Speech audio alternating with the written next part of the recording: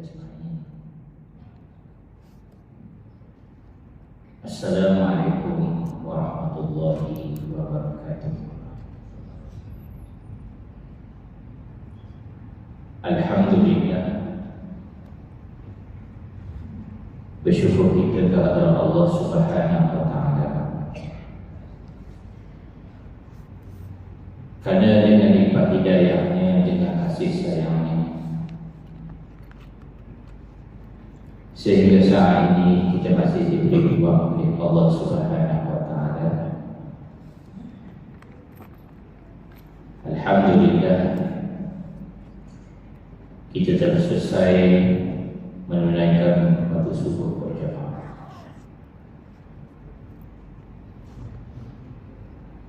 Yang saya hormati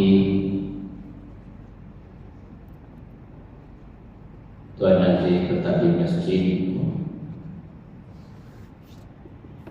Yang Mulia Tuan Imam, Tuan Bilal, pengurusi jabatan Pusat Dakwah, adik-adik jabatan kuasa muslimin muslimat yang dihormati.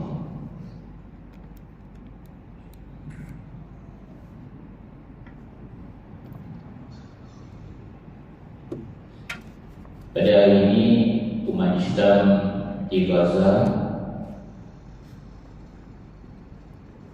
sekali lagi berhadapan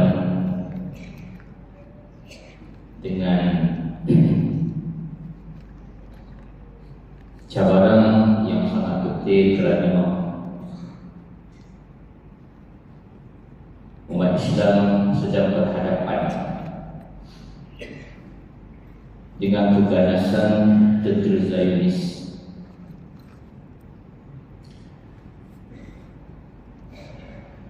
Kira-kira 2 minggu yang lalu, tentera Yahudi yang bermukim di tanah Palestin,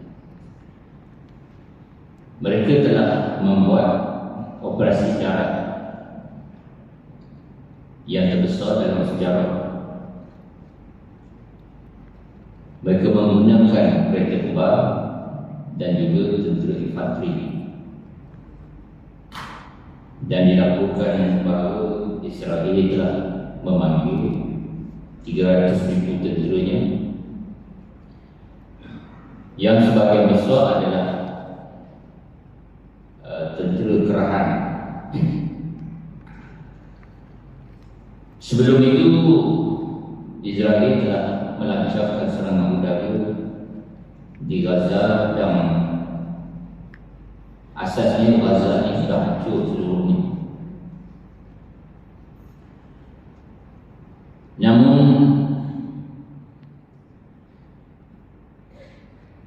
sasaran yang dibuat oleh tentera Israel ini adalah orang-orang awam, orang-orang tua, wanita dan juga kanak-kanak. Hampir 10,000 telah syahid. Tetapi tentera Israel dilakukan gagal dalam operasi daratnya apabila bertemu dengan tentera Hamas. Dalam doktrin ketenteraan, sesuatu wilayah itu masih belum dianggap di posisi ditaruhi sekiranya tentera darat belum menguasai wilayah.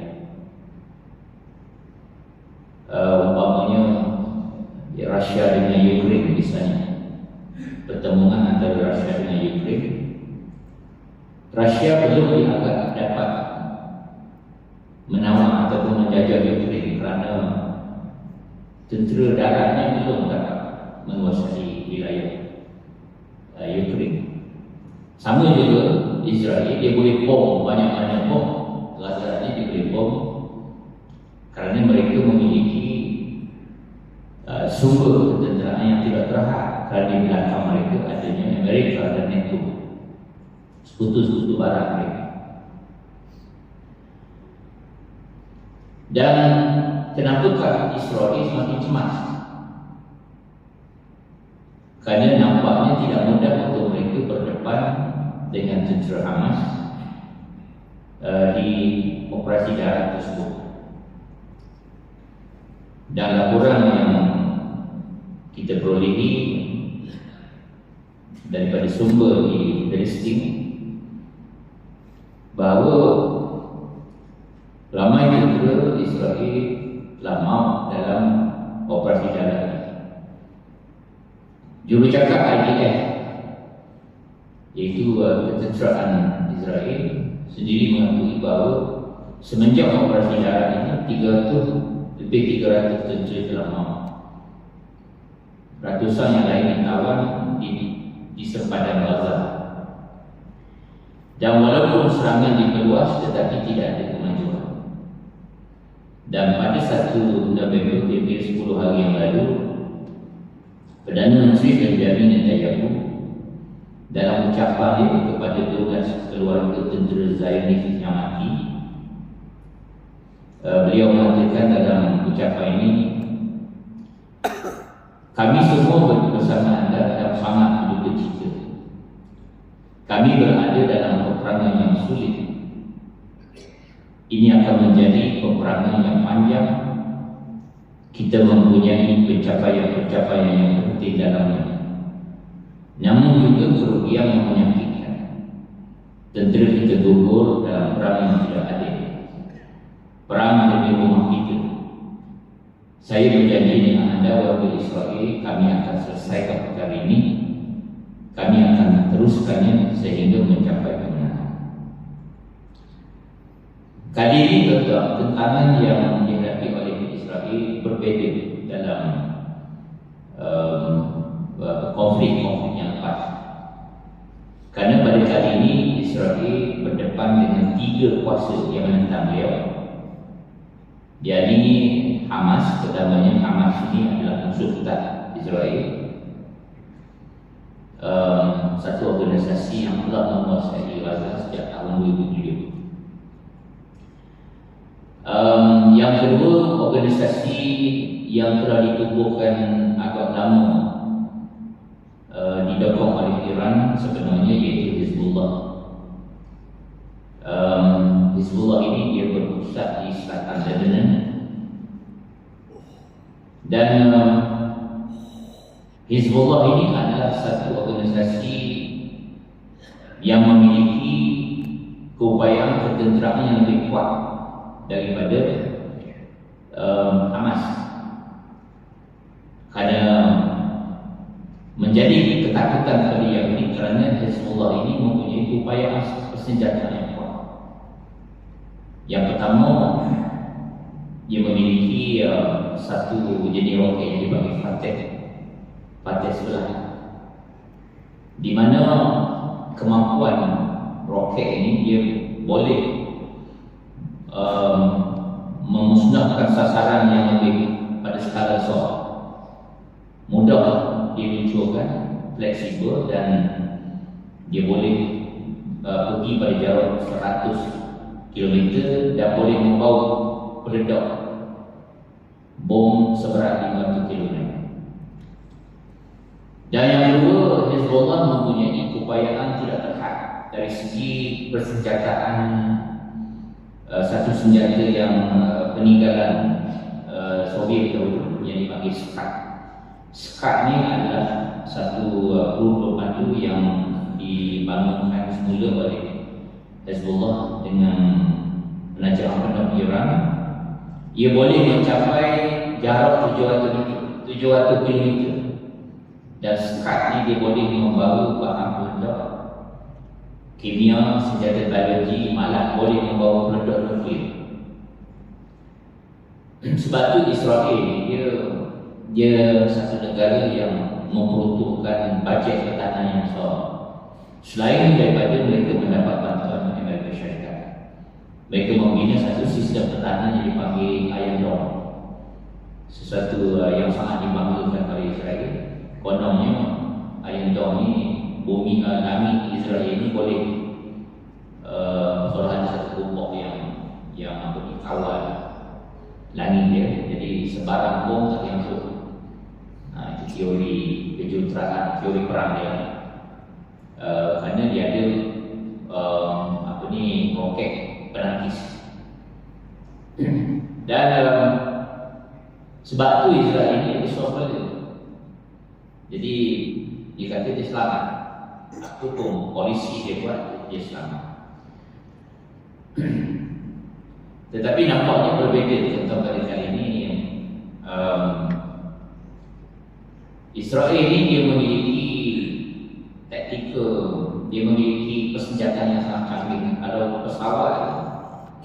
pesawat perang tempur mereka ni dia punya generasi F5, F35 yang siap dengan radar IC, perlu berpandu sampai 1,000-2,000, memang canggih lah Israel. Dan satu lagi, Israel sekarang menghadapi tantangan satu kumpulan pemberontak di Yaman, namanya kumpulan Houthi, kumpulan Syiah. Hizbullah dari Syiah ini Syiah Zaidiyah yang menentang kerajaan Yaman.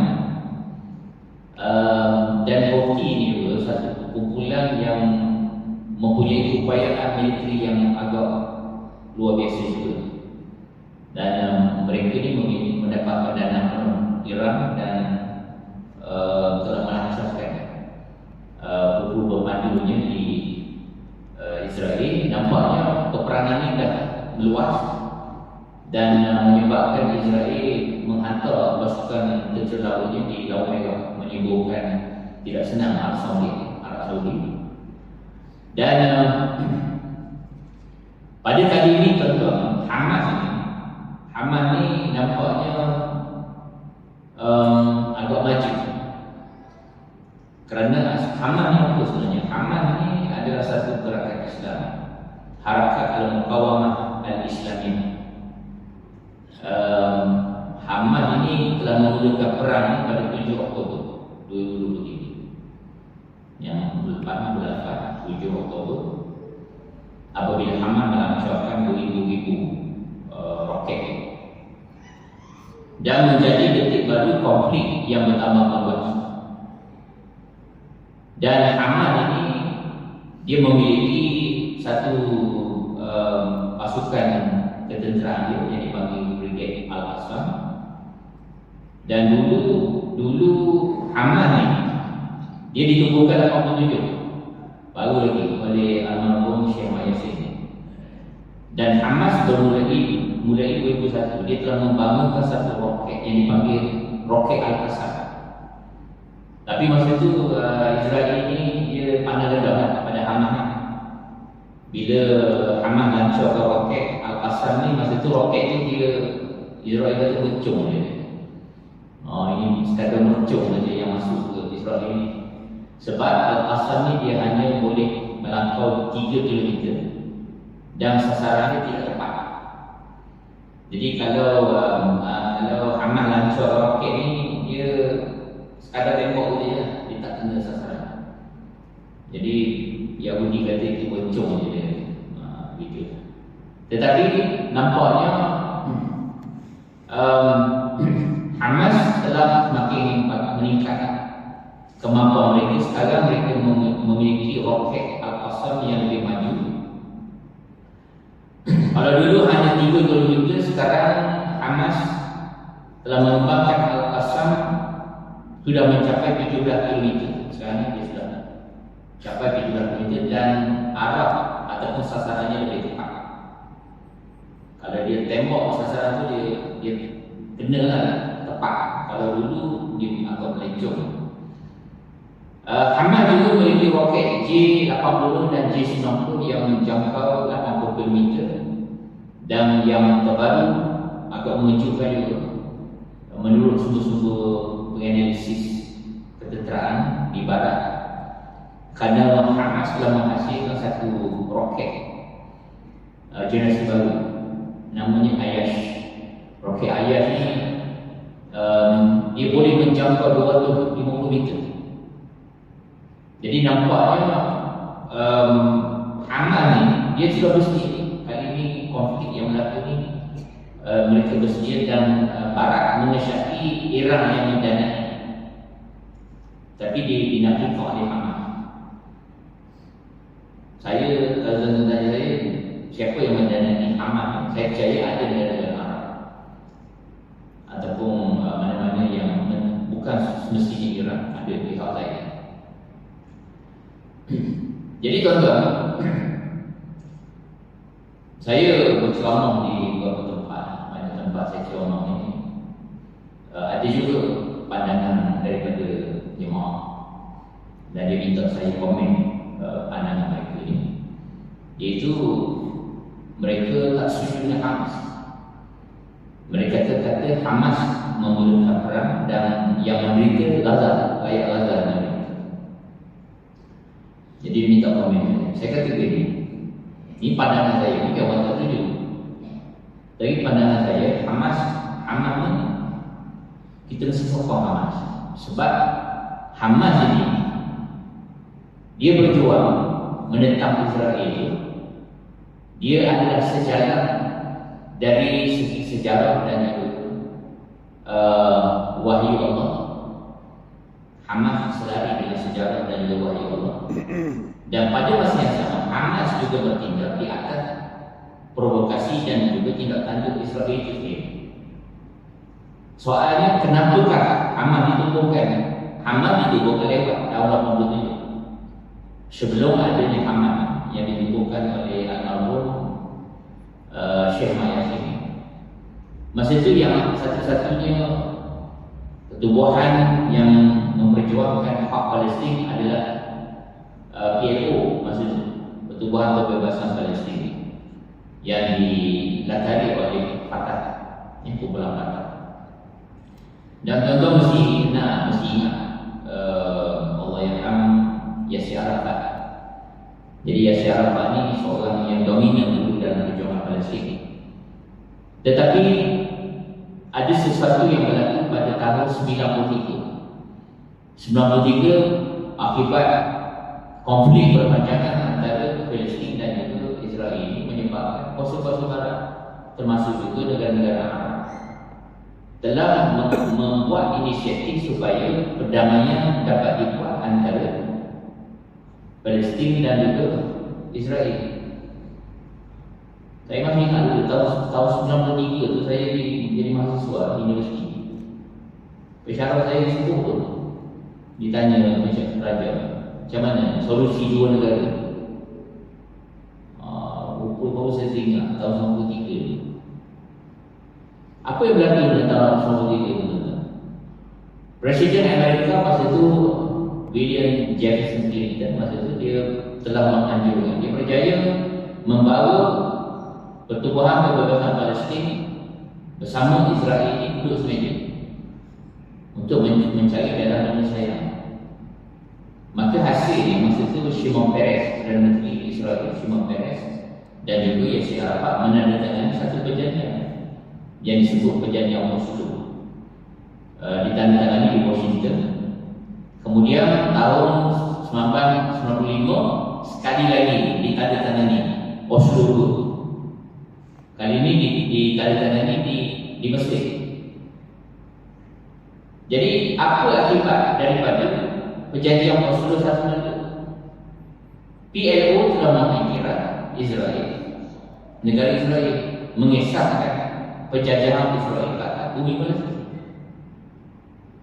Walaupun orang Palestin mendapat kemerdekaan, iaitu pembentukan negara Palestin di tepi barat dan Gaza. Itu konsep dua negara, Israel dan juga Palestin. Jadi sebahagian besar daripada orang Palestin tak setuju dengan pendekatan sekular oleh PLO dalam menangani konflik dengan Israel. Kenapa? Ini yang saya nak sebut, yang bincang pagi ini adalah terkait dengan Baitul Maqdis. Baitul Maqdis. Baitul Maqdis dalam perang 1967, dalam peperangan dan semasa pembentukan Israel 1948 dari Isyara Balfour, Baitul Maqdis di bawah, bukan di bawah Israel. Tapi Israel telah rampas sebahagian daripada Baitul Maqdis di sebelah timur dan ambil dalam peperangan 1967, perang 6 hari dengan negara Arab masa itu.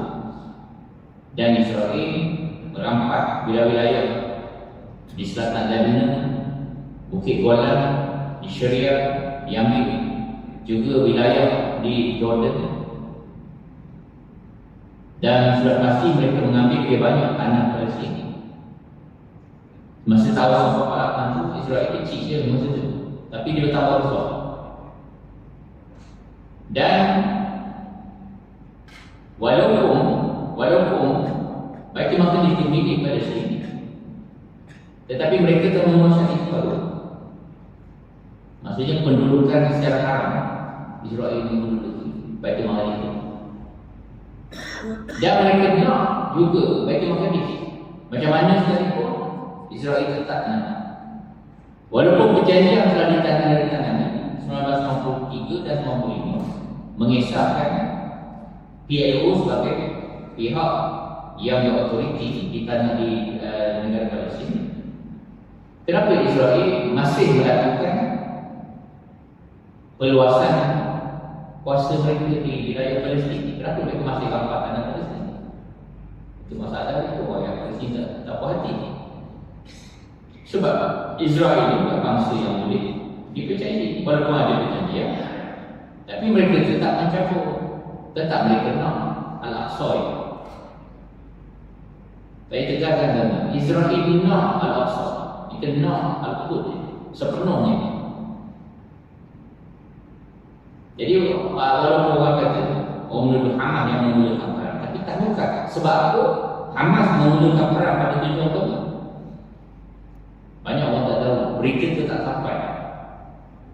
Negara kita tak tahu apa yang berlaku sebenarnya di Masjid Al-Aqsa. Apa yang berlaku sebelum 7 hari serangan tentera Brigade Al-Qassam kata Israel. Jadi tuan-tuan, kepada pihak yang mengatakan Hamas yang memulakan perang ini, kita nak beritahu bahawa antara bulan September dengan bulan Oktober, orang Israel orang Yahudi buat pertama kali mereka telah menyambut 3 perayaan betul-betul yang jarang mereka buat sebelum ini. Tapi kali ini mereka buat di Baitul Maqdis. Yang pertama, mereka menyambut hari tiupan serunai Yom Teruah. Tiupan serunai Yom Teruah. Dan Israel telah menuntut tepi barat. Kan ada perjanjian, kenapa pula dia boleh tutup wilayah Palestin? Dan mereka telah mencemarkan Masjid Aqsa. Dan Yom Teruah ni tuan-tuan, kalau ikut secara orang Yahudi, tiupan serunai bermaksud mereka menguasai sesuatu tempat. Masa mereka di Sinai, di Gunung Sinai, zaman Nabi Musa itu,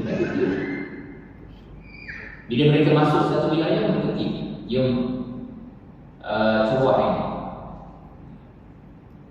Dan pihak berkuasa Israel telah menuntut wilayah Palestin dan mereka menyekat laluan daripada tepi barat ke Gaza. Jadi orang Palestin tak ada kebebasan selain daripada mereka telah mencabuli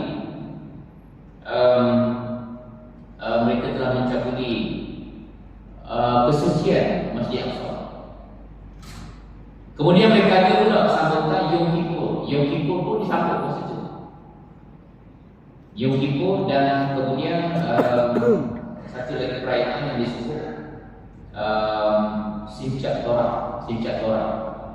Ada 3 perayaan itu tuan-tuan. Dan cara Yahudi ini dia berritual dalam perayaan ini. Dia cari pencemar Masjid Aqsa. Jadi pada hari terakhir perayaan mereka itu, mereka akan menyembelih binatang korban mereka, iaitu lembu warna merah. Dia sepatutnya sembelih pada 8 hari bulan Oktober. 7 hari bulan Hamas menggempur Israel dengan 5 roket. Jadi sebenarnya yang Hamas bertindak itu disebabkan provokasi Israel terhadap Baitul Maqdis di dalam wilayah penguasaan Palestin. Jadi inilah isu sebenarnya yang yang kita nak bincang pada pagi ini. Kenapakah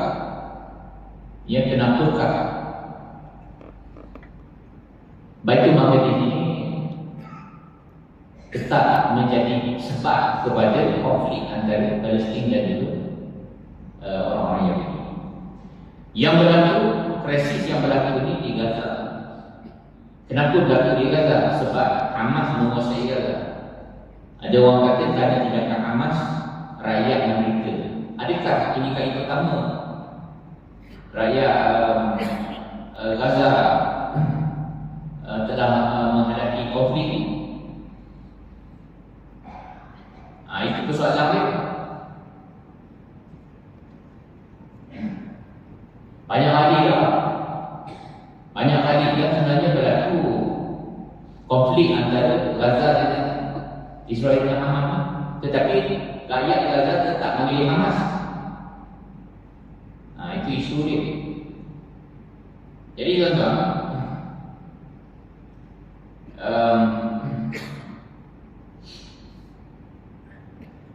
sebenarnya apakah Baitul Maqdis ini? Baitul Maqdis ini apa? Orang Arab sebut Ursalim Al-Quds. Ya, Ursalim Al-Quds itu adalah Al-Quds itu dari kata kerja bahasa Arab. Kata kerjanya menjadi suci. Menjadi suci itu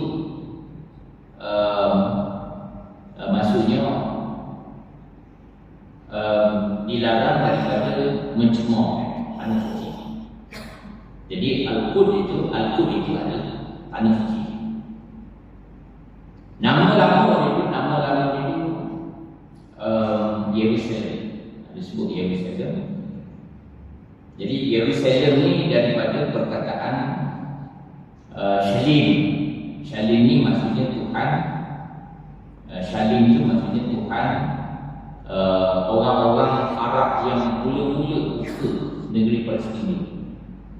Yang orang Arab yang mula-mula menduduki Palestin itu. Dan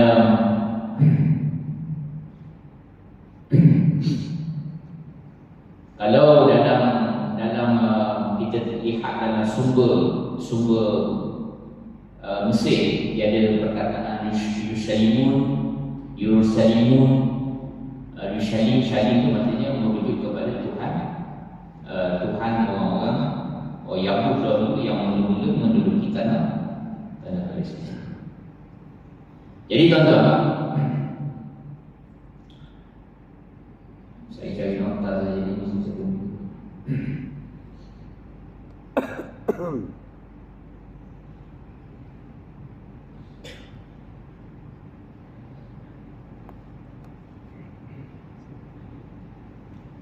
Kalau kita lihat dalam sejarah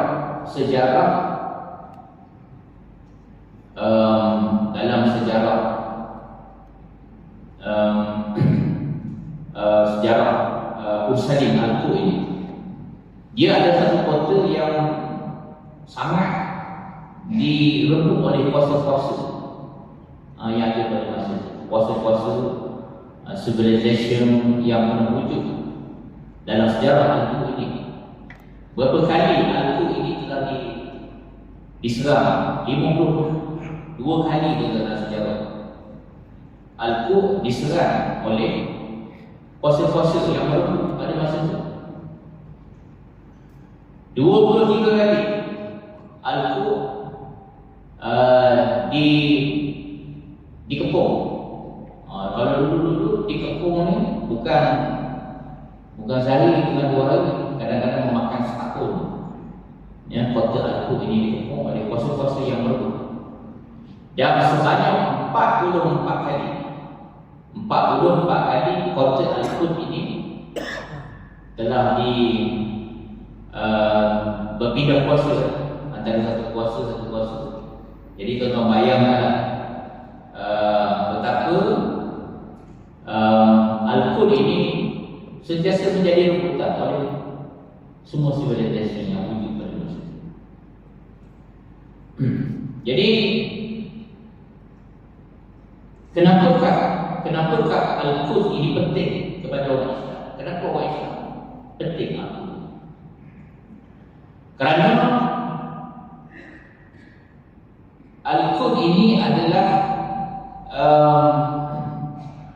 satu tempat di mana ketika Nabi SAW melakukan perjalanan Isra dan Mi'raj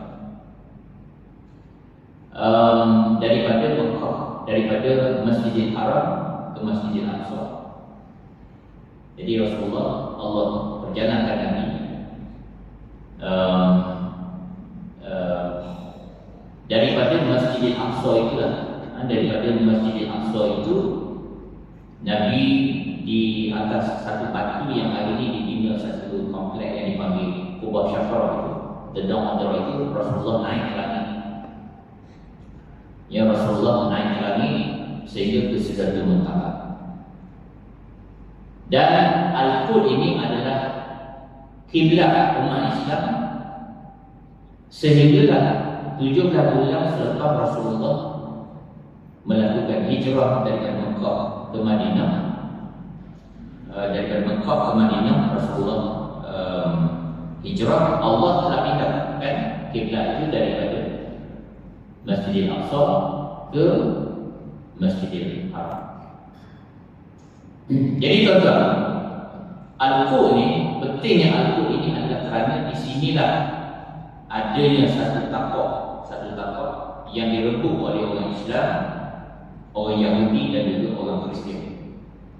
Sepanjang zaman kewujudan itu direbut oleh 3 kuasa ini, yang kita orang Islam kita panggil Haram Asyari.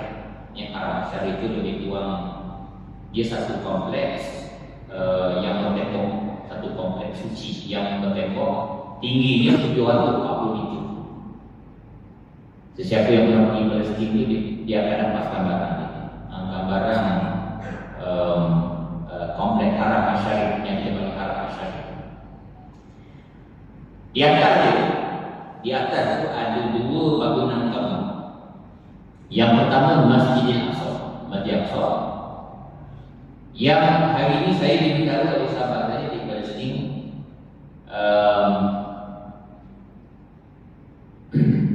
dia kata masjid ini strukturnya tetap berapa mahal.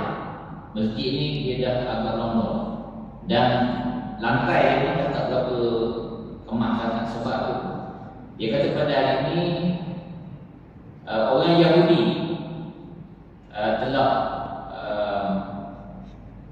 menggali terowong bawah. Orang Yahudi dia gali terowong di bawah tu. Kononnya dia kata nak mencari suatu peninggalan oleh Nabi Sulaiman AS. Nabi Sulaiman tinggalkan di bawah Masjid Aqsa tu, dia kata itulah tabut perjanjian. Jadi orang Yahudi dia terlalu obses dengan tabut perjanjian itu, dia pun gila sangat tu. Dia pergi terobong Masjid Aqsa. Orang Yahudi ni nak cari itu konon. Sebenarnya tujuan mereka, adakah benar mereka nak mencari tabut perjanjian ataupun apa saja pun? Kita percaya bahawa asal orang Yahudi ni dia nak nampak Masjid Aqsa. Jadi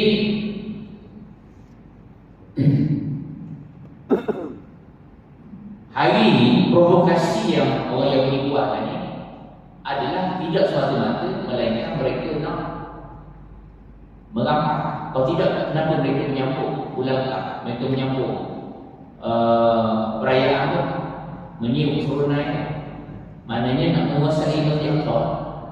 Itu niat mereka. Sebab orang Yahudi ni dia percaya sudah sampai masa Mesayah sudah ada, dan Mesayah ini akan mendirikan Bait Allah yang ketiga di tapak Haram Asyarif.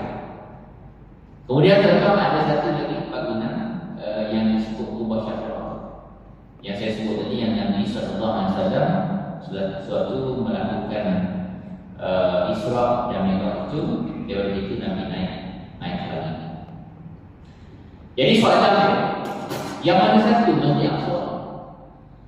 Masjid Aqsa ni mana satu? Adakah masjid yang saya kata tadi, yang datang kata tidak satu, dua bangunan utama, satu Masjid Aqsa, satu lagi Haram Asyarif. Adakah Masjid Aqsa itu? Banyak orang Islam yang dia sebenarnya bukan. Masjid Aqsa yang ada pada hari ini itu bukan Masjid Aqsa dalam pengertian kita bagi orang Islam. Sebab apa? Kerana ketika Nabi SAW melakukan perjalanan malam itu, Isra dan Mi'raj, jalan malam dan Nabi Mi'raj ke langit itu, ketika Nabi sampai di Masjid Aqsa, Masjid Aqsa hari ini itu belum ada. Masjid Aqsa yang ada sekarang ini belum ada.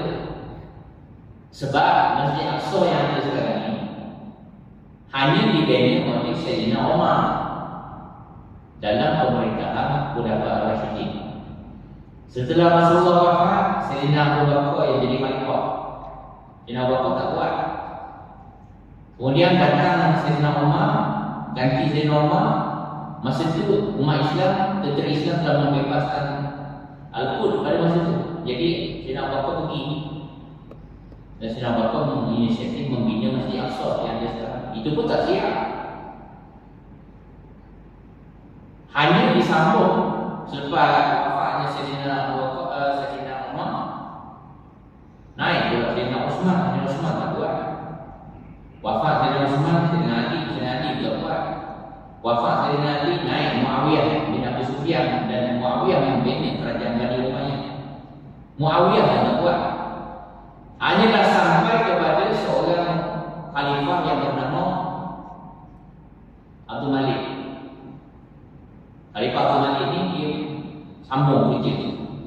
Tapi itu pun belum siap. Disambung oleh anak dia, Khalifah Al-Walid bin Abdul Malik. Barulah siap masjid itu, dan Al-Walid bin Abdul Malik inilah yang membina dedong atau Kubah Syafrah yang kita tengok yang warna kuning. Kubah Syafrah yang kuningnya ya. Jadi yang semua umat Islam kata itu Masjid Aqsa. Jadi Masjid Aqsa ni yang mana satu? Masjid Aqsa ini merujuk kepada Haikal Sulaiman. Haikal Sulaiman yang orang Yahudi kata Temple of Solomon, kuil Nabi Sulaiman. Sebenarnya itulah Masjid Aqsa. Ataupun kita merujuk kepada Haram Asyarif itu, kompleks yang besar tu, yang di sebelah timur tu ada tembok ratapan dan ada gereja kecil, ada beberapa gereja kecil. Itu adalah Masjid Aqsa. Sebab tu kalau tuan-tuan pergi ke dari sini, tuan-tuan akan tengok orang Arab dia masuk je kompleks itu, dia tak masuk Masjid Aqsa, dia sudah etikah. Dia etikah dah sini. Sebab apa? Itu Masjid Aqsa. Yang hari ini orang Yahudi masuk di pijak keluar ni, itu Masjid Aqsa. Tapi mereka masuk memprovokasi orang. Jadi tuan-tuan, dalil yang saya sebut tadi, surah Al-Isra ayat yang pertama, Allah Subhanahu wa taala berfirman, A'udzu billahi minasyaitonir rajim. Bismillahirrahmanirrahim. Subhanalladzi asra bi 'abdihi lailan minal masjidil haram ilal masjidil aqsa alladzi barakna hawlahu linuriyahu min ayatina innahu huwas samiul basir. Yang bermaksud Maha Suci Allah yang telah memperjalankan hamba-Nya di malam hari daripada Masjidil Haram ke Masjidil Aqsa. Allah sebut tu Masjidil Haram ke Masjidil Aqsa.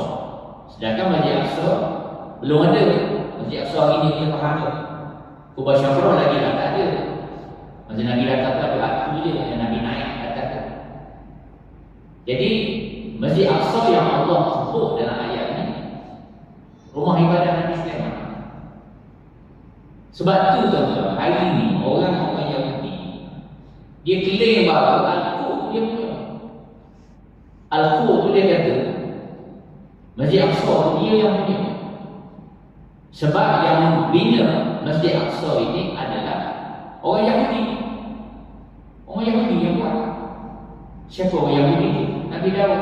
Nabi Daud kan orang Yahudi. Nabi Sulaiman kan orang Yahudi.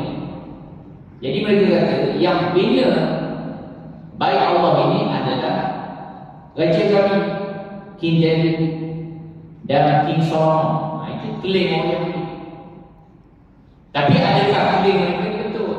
Dari sudut akidah, klaim mereka itu tak betul. Sebab Nabi Sulaiman dan ayah itu Nabi Daud bukan membina kuil.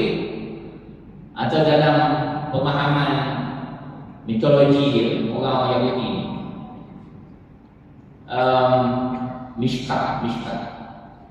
Mishkat ataupun tabernacle ataupun sinagog yang dia faham kuil orang Yahudi. Sebab mereka mentafsirkan dari sudut akidah yang menyeleweng. Sebab dia kata Nabi Daud, Nabi Sulaiman membina Mishkan baik Allah menurut pemahaman agama mereka sudah sesat. Nabi Daud, Nabi Sulaiman bukan beragama Judaism. Nabi Daud, Nabi Sulaiman beragama Islam. Mereka itu Nabi kita orang Islam. Nabi Daud Muslim, Nabi Sulaiman Muslim, kita orang Muslim. Tapi orang Yahudi dia tidak Muslim. Mereka Judaism, Yahudiah, ajaran yang sudah sahabat dari akidah yang dianggap oleh Nabi-Nabi di kalangan mereka. Jadi nak cerita sikit pada tuan-tuan ni. Sejarah Masjid Aqsa, bila kan Masjid Aqsa dibina? Dan Masjid Aqsa dibina asalnya oleh Nabi Daud. Dan oleh kerana Nabi Daud ini Nabi dan Rasul yang diutus oleh Allah, Nabi Daud membina masjid, dia bukan membina kuil. Baginda membina masjid, Nabi Sulaiman membangunkan Masjid Aqsa. Sedangkan klaim orang Yahudi itu tersasar, salah. Bermulanya pembinaan Masjid Aqsa ini dari sejarah ini. Ketika Nabi Musa AS diperintahkan Allah membebaskan kaum Bani Israel. Sebab Bani Israel ini berasal daripada Nabi Yaqub. Nabi Yaqub ni Allah beri gelar pada Nabi Israel. Jadi keturunan dia dipanggil Bani Israel. Keturunan Nabi Yaqub. Ayah Nabi Yaqub iaitu Nabi Ishaq adalah anak kepada Nabi Ibrahim daripada ibunya yang pertama, iaitu Sarah. Nabi Ibrahim diperintah Allah berhijrah daripada Iraq, negeri Iraq itu pindah ke Palestin. Nabi Ibrahim wafat di Palestin. Nabi Ishaq lahir di Palestin, wafat di Palestin. Anak dia Nabi Yaqub lahir di Palestin, wafat di Mesir.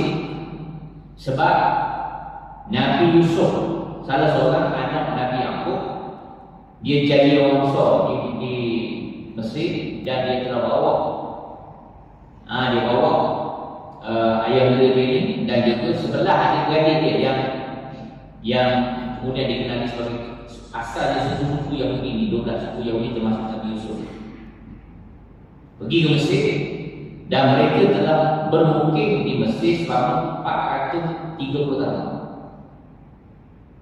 Jadi masa itu orang Yahudi ini hidup aman, damai, di Mesir sebab masa itu Mesir diperintah oleh satu puak bernama Hakios. Masa itu Fir'aun hilang kuasa. Fir'aun ni dia banyak lah. Fir'aun ni nama raja Mesir. Dalam sejarah tu banyak dinasti-dinasti ni. Masa Nabi Yaqub pergi ke Mesir masa itu, pemerintah Mesir itu di bawah satu bangsa, bukan bangsa asal Mesir, namanya Hakios. Bangsa Hakios ni. Dan orang Yahudi ni punya kuat oleh Hakios. Dan apabila orang Mesir dapat ambil balik kerajaan dia dan membina dinasti yang sesungguhnya, Raja Mesir, Raja Fir'aun Ramses II masa itu, Raja Mesir Fir'aun ni, dia berdendam dengan orang Yahudi. Sebab orang Yahudi ni dianggap khianat kepada bangsa Mesir. Yahudi menyatakan dia pergi mana-mana dia khianat, dia numpang orang dia khianat di perangai Yahudi. Jadi Fir'aun masa itu bertindak kata orang Yahudi itu ada sebab dia, bukan saja-saja. Sama juga Hitler bertindak kata orang Yahudi di Eropah itu. Kita banyak tak tahu batas mana kenapa Hitler bunuh Yahudi dalam yang disebut peristiwa Holocaust. Sebab kita baca sejarah daripada pihak yang menang. Pihak yang menang. Siapa yang menang dalam perang dunia? Yang dunia kedua siapa yang menang? Amerika dan Britain yang menang. Amerika dan Britain ni belakang dia Zionis. Tapi kita baca sejarah, hero-nya Amerika, hero-nya Britain. Watak antagonis. Protagonisnya Hitler tu jahat. Tapi tahukah sebenarnya sebab kita tak mengkaji dalam kepada penubuhan negara Yahudi di tanah Palestin itu, Amerika dan Britain itu dalamnya. Jadi tuan-tuan,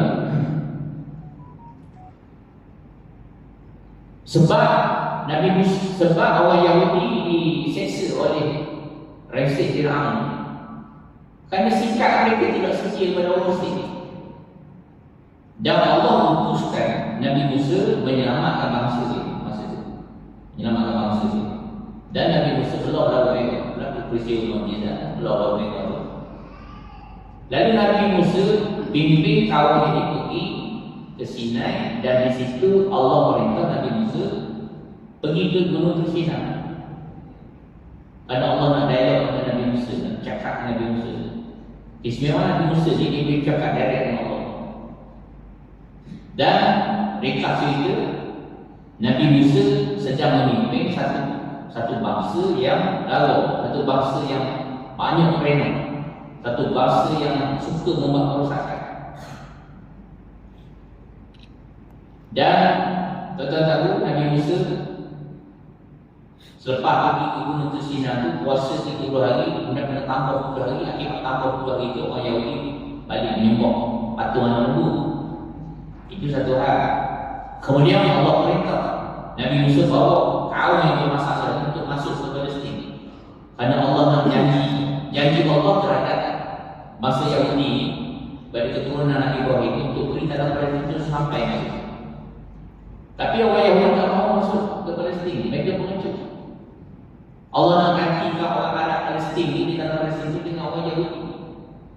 Mereka ingkar. Lalu Allah sesatkan orang Yahudi itu selama 40 tahun di Gunung Sinai. 40 tahun dia sesatkan. Lalu Allah perintahkan Nabi Musa sebab dah bermukir kat situ, bina Mishkan yang pertama. Bina dalam pengertian itu masjid lah. Nabi Musa orang Islam. Nabi Musa membina masjid yang pertama di Gunung Sinai. Di situ selama 40 tahun. Kemudian kepimpinan orang Yahudi selepas wafatnya Nabi Musa dipimpin oleh seorang sahabat Nabi Musa yang bernama Yusha bin Nun. Yusha bin Nun orang Yahudi ini dia angkat Yusha bin Nabi. Dia sebut Nabi Yeshua. Sebab antara Nabi Musa dengan Nabi Isa tu ada 70 orang Nabi Bani Israel. Cuma Yahudi ni tolak Nabi Isa, dia tak angkat sebagai Nabi. Nabi Muhammad lagi lah dia tolak Nabi Muhammad. Jadi antara Nabi Musa dengan Nabi terakhirnya Nabi Malakai, Nabi Malakai, ada 70 orang Nabi. Dan Yusha bin Nun ni yang diangkat Nabi oleh orang Yahudi ni, dialah orang yang berjaya membawa Bani Israel masuk ke Palestin.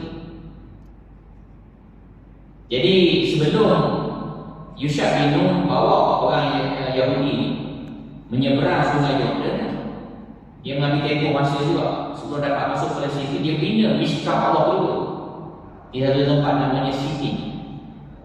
Di Sitin tu dia selepas masuk, kepimpinan beralih antara tempoh antara Yeshua, Yusha bin Nun ni, sehingga datang seorang Nabi namanya Nabi Semo. Jarak ni 200 tahun. 200 tahun itu Mishkah Allah ni berpindah-pindah tempat. Dari Sitin ke Silo, kemudian ke Silja, kemudian ke Jebion, beberapa tempat. Dia bertukar sampailah kepada zaman Nabi Semo ini. Allah telah perintahkan Nabi Semo mengangkat seorang raja di kalangan orang Yahudi. Ni raja pertama ni Allah suruh angkat ni kerana Allah nak berilah tanah Palestin kepada orang Bani Israel. Lalu terangkatlah seorang raja bernama Raja Talut. Ini terkenal kisah Talut dan Jalut. Talut ni raja Yahudi yang sangat alim, yang sangat dekat dengan Allah Ta'ala, orang beriman. Dan Talut berperang dengan orang Arab Palestin. Orang Arab Palestin tu ketuanya Jalut Padang Saur. Jadi Jalut ni dia sombong lah, orang Arab dia sombong di Padang Saur. Dia rasa dia kuat, orang Yahudi kecil-kecil. Jadi masa perang tu ada seorang budak mengambil sesuatu batu, lempar kena kepada Jalut, mati Jalut. Hanya dengan sesuatu batu mati Jalut. Siapa itu? Siapa budak tu?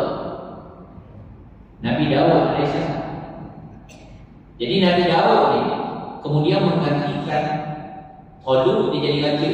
Dan selepas itu digantikan oleh anak Nabi Sulaiman. Jadi antara Talut, Raja Talut, Nabi Daud dan juga Nabi Sulaiman alaihissalam, jaraknya lebih kurang 100 tahun. 100 tahun ni tuan-tuan adalah zaman keemasan orang Yahudi Bani Israel yang diberi oleh Allah kepada mereka kerajaan di Palestin menurut janji Allah. Tapi janji Allah ini selama mereka beriman kepada Allah, selama mereka beriman. Jadi orang Yahudi ini masalah dia bila berubah, wafatnya seorang Nabi, mereka akan kembali kepada sifat asal dia. Itu masalah orang Yahudi. Jadi tuan-tuan, pada zaman Nabi Daud itulah diasaskan Masjid Aqsa ni, Mishkah Allah terakhir bagi Bani Israel di tanah Baitul Maqdis. Itu dibina asalnya. Kemudian raja Nabi Sulaiman yang membangunkannya, sebab itu dipanggil Haikal Sulaiman, rumah ibadah Nabi Sulaiman. Jadi tuan-tuan, selepas wafatnya Nabi Sulaiman, apa berlaku? Orang Yahudi kembali kepada perangai lama dia.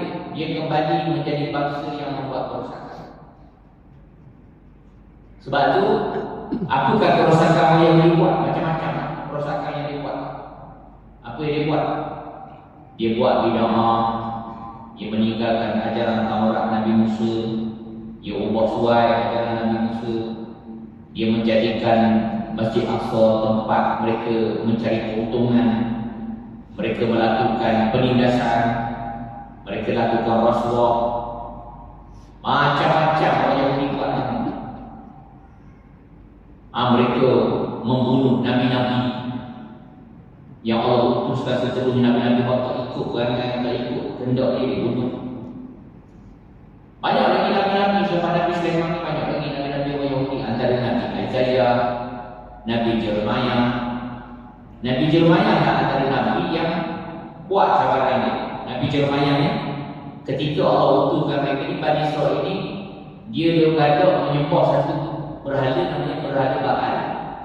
Berhala Baal ni berhala orang-orang Arab Palestin. Sembah dulu dia buat semua. Satu lagi orang Yahudi ni penyakit dia.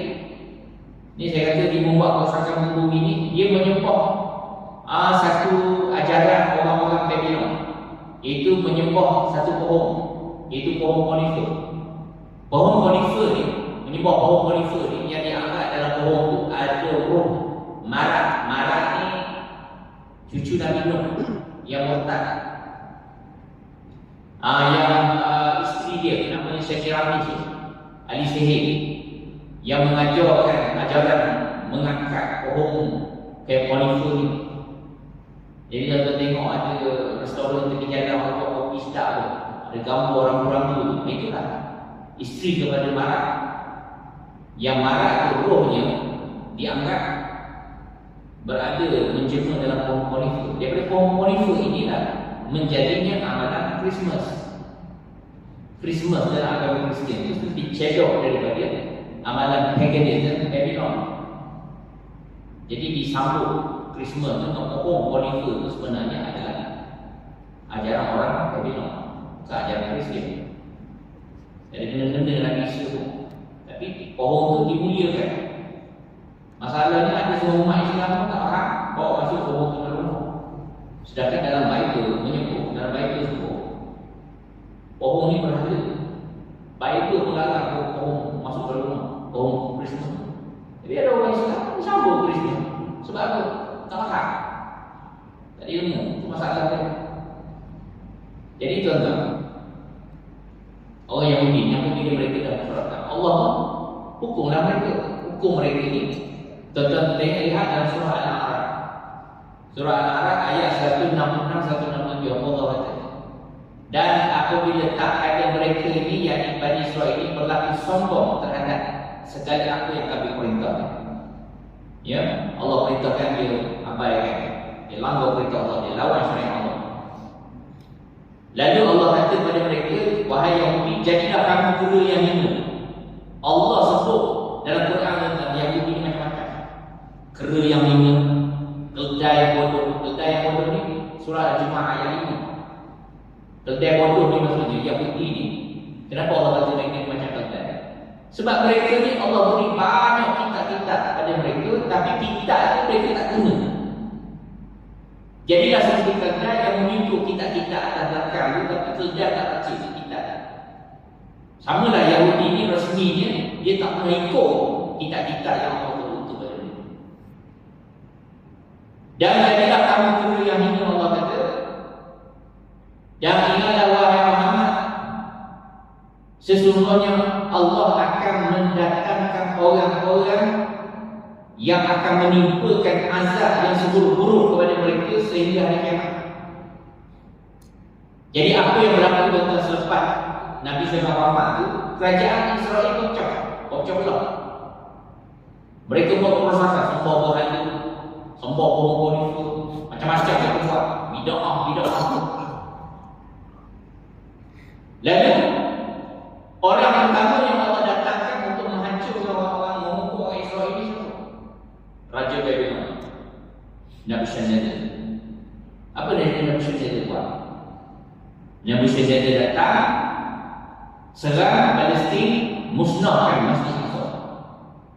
Yang orang Yahudi ini ketika Masjid Aqsa itu dimusnahkan, mereka menitik air mata. Orang Yahudi dibunuh, dan yang hidup 70,000 dibawa ke Babylon, duduk di sana sebagai hamba. Itu adalah bentuk hukuman Allah pada orang Yahudi. Sebab tu orang Yahudi ni tuan-tuan, masa mereka di Babylon, mereka merindui rumah ibadat Nabi Sulaiman yang mereka sebut Cekok Solomon. Baru ni saya kira satu masjid kat Roma. ada seorang jemaah bertanya, luar biasa kalau soalan dia tanya. Dia kata, Ustaz, saya tengok Bible sekarang ni ada satu lagu, lagu tu lagu lama, tapi lagu tu dia kata dipetik dari Bible. Nama lagu tu The River of Babylon. Dia tanya apa kaitan dengan Nebuchadnezzar semua ni. Dia kata lagu ni lama, 50 tahun lah lagu ni. Nampak 74 dia lagu ni. Bonnie M nyanyi lagu kan. Okey, hari ni bau sedar. Mana kita kalau boleh lewat sangat bau sedar itu lirik daripada Bible. Wajib yang mau jadi orang dia marah. Lagu dia By the rivers of Babylon, where we sat down, yeah, rivers, when I remember Zion. Zion apa? Zion itu mesti aksar. Zion itu mesti aksar. Yerusalem. Orang Yahudi duduk rindu, masa dia jadi hamba sana. Sebab itu tuan-tuan, keinginan orang Yahudi nak mendapatkan Al-Quran itu terzahir dari lagu ini. Sebenarnya lagu ini daripada kitab Perjanjian Lama, kitab Sam. Kitab Sam Perjanjian Lama, bahasa Inggeris itu Sam, bahasa Arab disebut Zabur, dalam bahasa Ibrani disebut Zamir, Zimra, yang bermaksud nyanyian. Daripada Zamir datangnya Mazmur dalam bahasa Sanskrit. Sebab orang India utara, orang Indo Arya utara itu dia datang dari Eropah, bercampur darah dengan keturunan Samir ni. Mereka bawa Mazmur ni masuk ke India tu. Mazmur tu lah yang akhirnya membentuk 4 Veda tu. Rig Veda, Sama Veda, Yaja Veda, Atharva Veda. Itu adalah kitab Zabur Nabi Daud. Sebab tu kalau tuan-tuan kaji kita Veda ni, tuan-tuan akan menemui banyak persamaan-persamaan dengan ayat-ayat Al-Quran dalam Veda. Dan Veda tidak mengajar menyembah berhala dan sebagainya.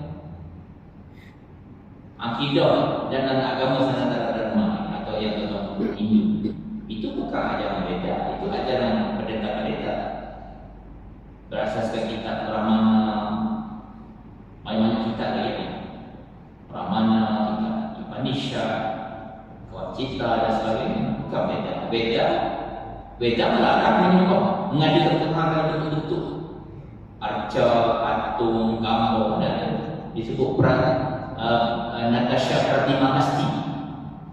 Natasha Pratima Asti itu maksudnya melarang mengadakan Tuhan dalam bentuk gambar-gambar. Dalam agama Hindu tak ada, dalam Veda tak ajar inkarnate, lahir mula dalam kitaran. Ada ajar. Yang diajar dalam Veda adalah rebirth.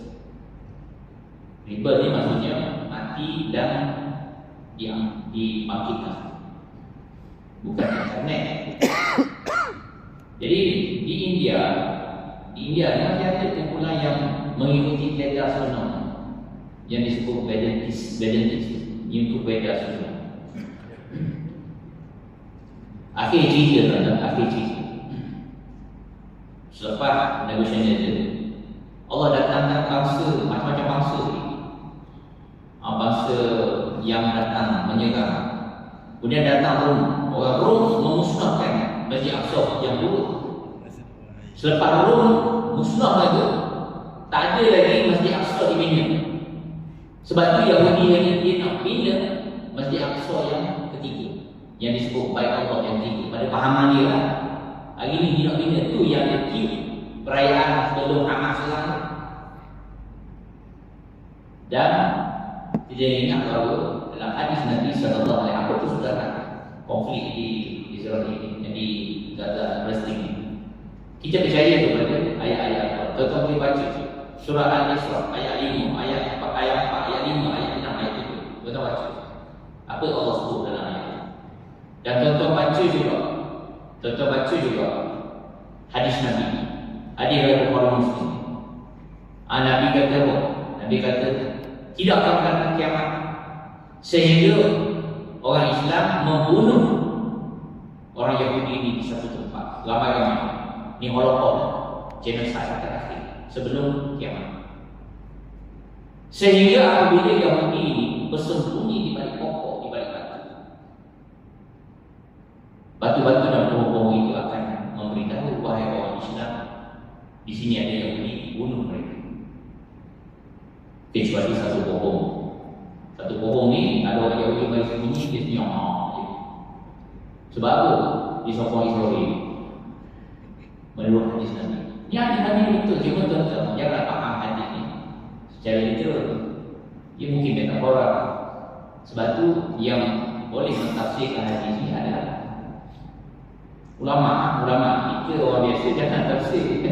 Bukan level itu nak menafsir nas-nas tadi. Ulama sudah tafsir. Dan hari ini tuan-tuan, orang Yahudi dia tanam pohon rokok ni banyak. Dia tanam di Israel. Saya dah buat siasatan rupa-rupanya tahun 1970-an orang Israel dia seruah kepada jabatan pertanian Israel untuk menanam pohon rokok ni. Dia tanam 25 juta pohon rokok di Israel. Dulu saya ingat cerita dorang ni. Dia kata kan Israel tanam pohon rokok ni. Tapi saya ada seorang kawan Yahudi, kawan saya sendiri. Saya kenal dia masa saya pergi conference ada bangsa tu dekat Greece. Jadi kawan saya, nama dia Dr. Lydia Everbach, perempuan.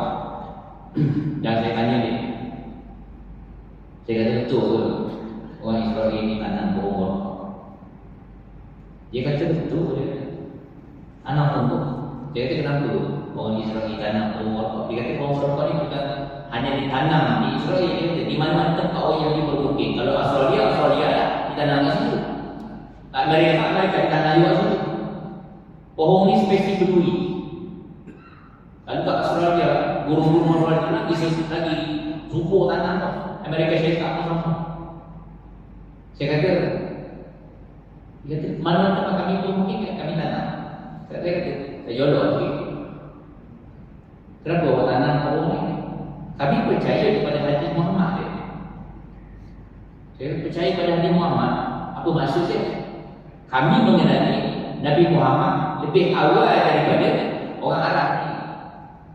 Kami sudah tahu Nabi Muhammad ni keturunan Bani Ismail ni. Kami dah tahu beribu tahun sebelum orang Arab tahu. Semua dah pernah tahu kami. Saya jodoh dia. Dan kenapa tak masuk Islam? Dan percaya pada hari Nabi dan Islam. Dia kata ini bukan soal percaya dengan, ini soal percaya dengan beriman. Itu dua benda berbeza. Kami percaya, tapi tak semestinya kami ikut. Dia kata Taurat Musa itu bukan semua orang Yahudi ikut. Orang Yahudi tidak ikut Nabi Musa. Sebab orang Yahudi ini kata mereka ni bangsa terpilih, bangsa yang mana boleh sama dengan Muhammad SAW. Muhammad ni datang dari keturunan hamba je. Sebab Nabi Ibrahim mengahwini Hajar ni hamba Mesir. Jadi dia anggap Muhammad ni keturunan hamba. Orang Arab ni keturunan hamba, keturunan tunggal. Sebab perangai Yahudi ni tentang dia sama dengan Iblis, sama je perangai dia. Iblis, kenapa Iblis menentang Allah? Dia tak kenal Allah kan? Iblis lah orang yang paling mengenali Allah dalam syurga. Dia lah yang paling dekat dengan Allah. Sehingga malaikat pun sekarang ini bila mereka dapat khabar seorang yang terusir pada syurga,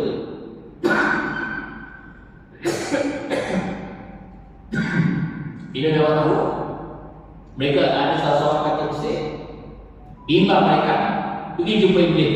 Sekali-sekala tolonglah doa kami ambil berkat dari Iblis supaya tidak tertolong mereka. Iblis pun doa, dia berdoa supaya Allah tidak di kalangan malaikat, tapi dia lupa berdoa untuk diri dia sendiri. Akhirnya yang terusir sikit. Kenapa? Karena hati dia ni sombong. Adam daripada tanah dijadikan Allah bertanah. aku dijadikan berapi, adalah tidak mungkin kejadian yang lebih mulia ini harus sujud pada azab ciptaan yang lebih rendah. Sebab apa? Contoh, sama juga Israel. Adakah Israel tak tahu? Israel tak pernah. Nabi Muhammad, dia sangat kenal Nabi Muhammad, dia tahu kebenaran Nabi Muhammad. Tapi sebab sombong dia tak boleh menerima bangsa yang dianggap rendah. Sebab itu mereka akan menerima azab yang berat daripada Allah. Jadi tuan-tuan, akhir, marilah sama-sama kita berdoa kepada Allah. Semoga Allah memberi kekuatan kepada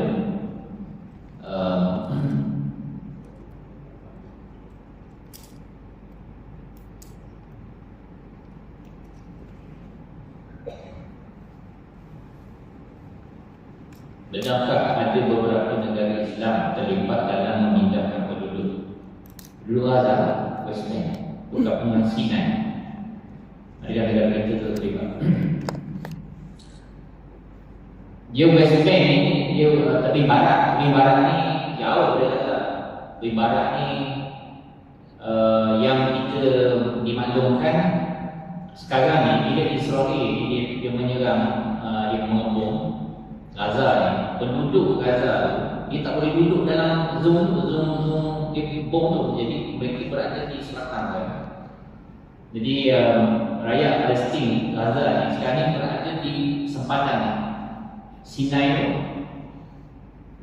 Maksudnya apa bermaksud memindahkan yang memindah ni? Adakah untuk menyelamatkan mereka daripada peperangan tu, ataupun memindahkan mereka ni untuk kekal keluar daripada Gaza tu? Allah Ta'ala kita tak tahu.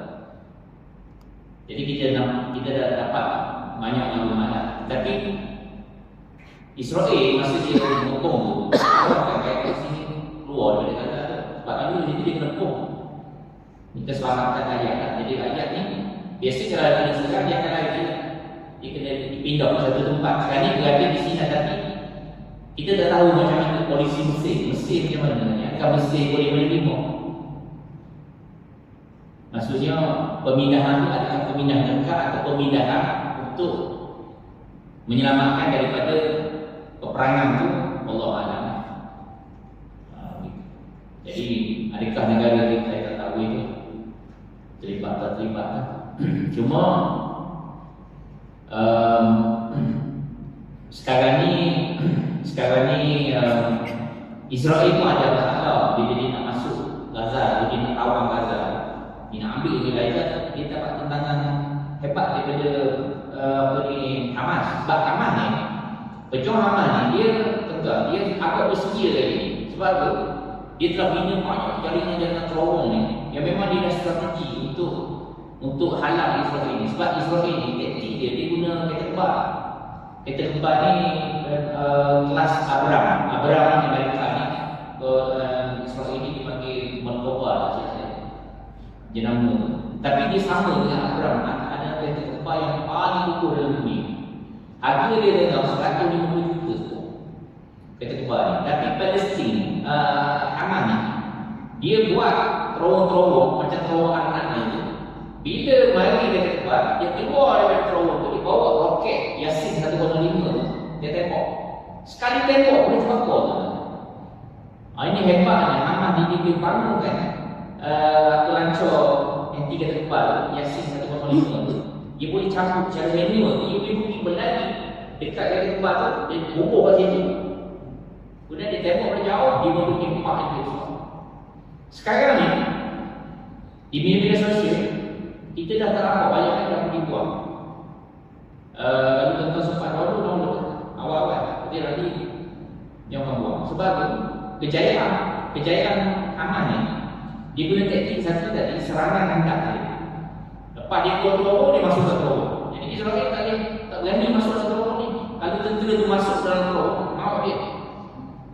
Sebab tentera Israel tak tahu kalau dah masuk seorang tentera terowong, siapa berani masuk ke terowong tu? Itu terowong Palestin. Jadi kalau masuk tu macam cerita Rambo terakhir kan, Rambo terakhir kan, masuk tempat orang habis nama kan, kata itu Rambo tu terlalu kuat, berapa puluh orang dia lawan orang kan. Tapi nak ceritanya baru. Itu taktik yang digunakan oleh Hamas. Satu yang kedua je, Hamas dia guna drone. Drone ni, dia satu kisah drone ni tak boleh dikesan oleh satelit.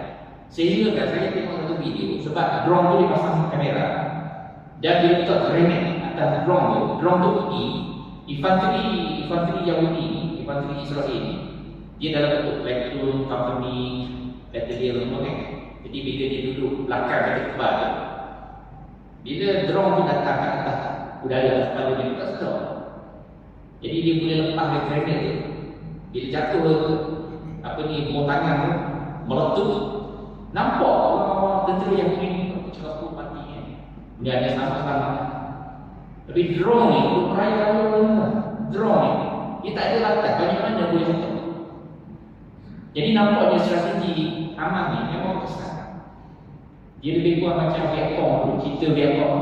Bangsa mereka atau pegangan Vietcong ni. Kenapa mereka syaitan kalah walaupun dia canggih? Dia ada 10 juta tentera dia hantar kat Vietnam tu.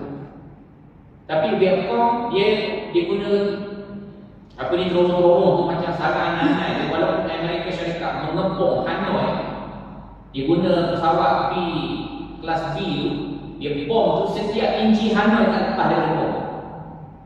Tapi orang Vietnam masih sifat. Sebab apa? Duduk dalam bawah sana. Amerika tu bom tak ada sama. Macam dia Hamas ni, yang dia bomnya orang awam. Tentera Hamas tak kena.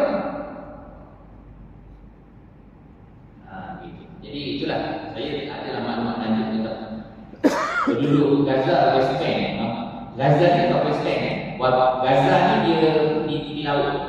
Bila kecil dia lebih kurang daripada Bukit Indah ni ke Shah dia lebih kurang luas. Ada 25 juta penduduk.